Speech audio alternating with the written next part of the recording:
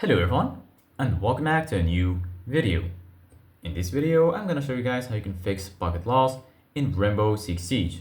So if you guys want to learn how to do it, just follow the steps that I'm gonna show you. As you can see guys, I am right now on the PlayStation 5 and this is how the homepage looks like. So right here, as you can see guys, you're gonna find your games and applications. Here in the right, you're gonna find your game library. Right here, as you can see guys, you're gonna find all of your installed games and applications. Right here in the left, you're gonna find PlayStation Plus and also PlayStation Store. And here in the top, you're gonna find games, media, and all the sections. Here you're gonna find search, settings, and lastly right here, you're gonna find your profile icon. So basically guys, right now, if you want to fix the packet loss in Rainbow Six Siege on the PlayStation 5, first of all, click on settings. And then here, you're gonna find all of the settings related to your device. Go ahead and click on network, and then here you're gonna find connection status and also settings.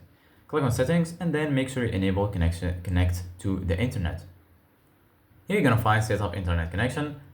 Click on it, and then here you're gonna find your registered networks.